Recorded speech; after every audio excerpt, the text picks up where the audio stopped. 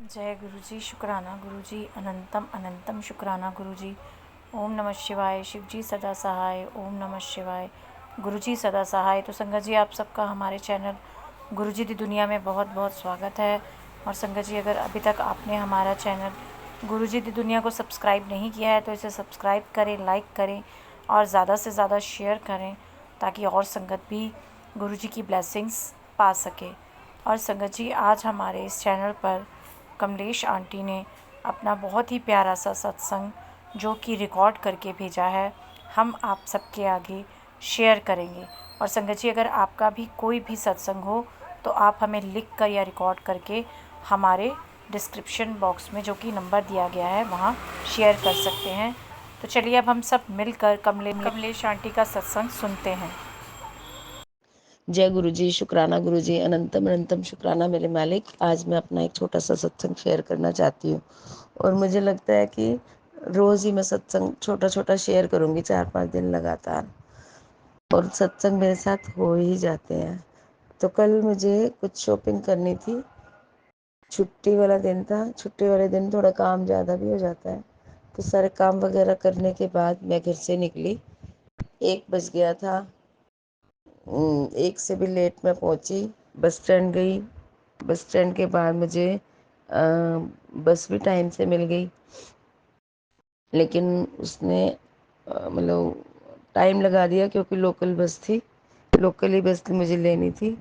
तो मैंने कहा गुरुजी को ऐसे ही, मतलब हम परीक्षा लेते रहते हैं ना गुरुजी की, गलत बात है। जब भी मेरे को ऐसे लगा कि गुरुजी, मैं तो आज बोल कर नहीं आई कि आप अपने घर की भी रक्षा करो और मेरे साथ भी चलो, है ना। मैं भूल गई जाते हुए, एक्साइटेड सी जी कि मुझे बहुत सारी शॉपिंग करनी है इसलिए। तो मैंने रास्ते में बोला कि गुरुजी, आज मैं बोल के नहीं आई, आप मेरे साथ हो ना। अगर मेरे साथ हो तो मुझे सामने से एक तितली नज़र आई। तो जैसे ही मैंने बोला कि गुरुजी आप मेरे साथ हो क्या, हो ना, जैसे ही मैंने ऐसे बोला तो सामने से एक ऑरेंज कलर की तितली, ऑरेंज कलर वाइट कलर मुझे बहुत ज़्यादा दिखता है, ऑरेंज कलर की एक तितली जो गाड़ी का सामने वाला शीशा होता है ना, ऐसे नीचे से ऊपर आई। बताओ रोड पे कहाँ से आई। पार्क में तो हम सोच लगी भाई तितलियाँ रहती हैं, लेकिन रोड पे एकदम से नीचे से ऊपर आई। तो मुझे बहुत बहुत अच्छा लगा। शुक्रिया शुक्रिया शुक्रिया मेरे गुरु का। उसके बाद मैंने गुरुजी को बोल दिया कि गुरुजी बहुत जल्दी जल्दी शॉपिंग करा देना। मैं अदर सिटी गई थी शॉपिंग के लिए।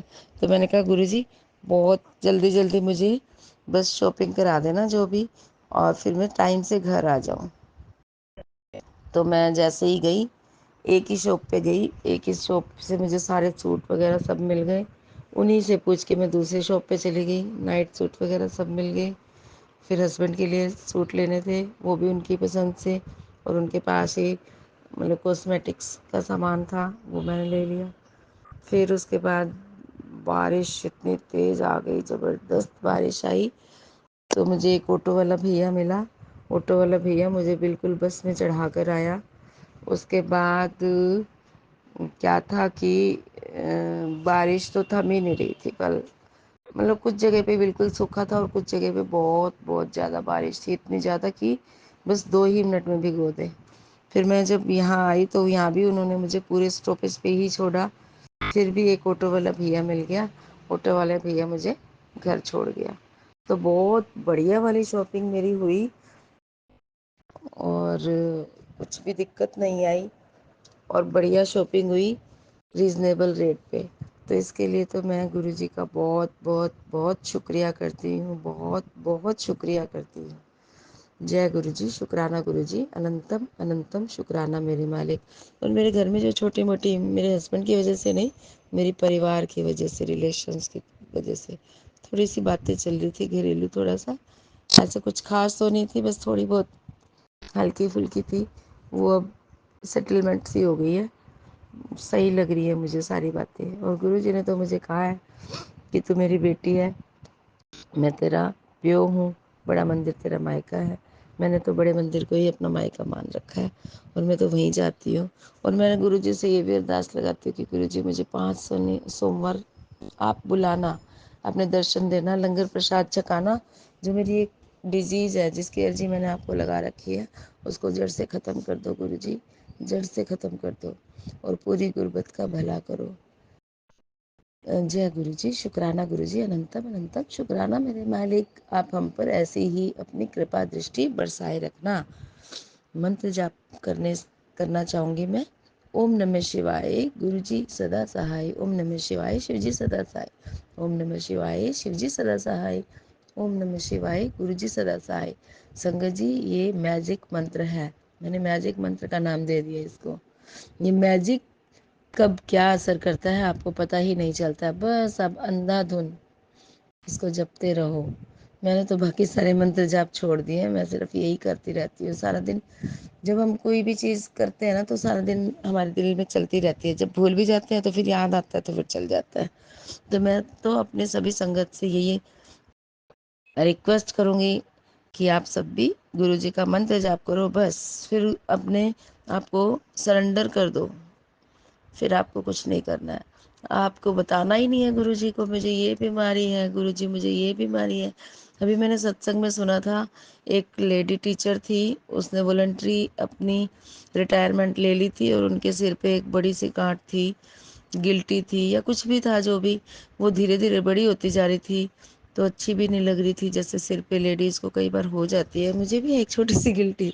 गुरुजी ने मुझे कहा कि सब कष्ट तुझे नहीं पता, तेरे कौन कौन सी बीमारी में काट देता हूँ, मुझे नहीं पता। और मैंने भी गुरुजी को सरेंडर ही कर रखा है। तो वो लेडी, उसकी बहुत बड़ी हो गई थी, मुझे तो छोटी सी, और मुझे कभी दर्द नहीं होता और मैं उसकी परवाह भी नहीं करती।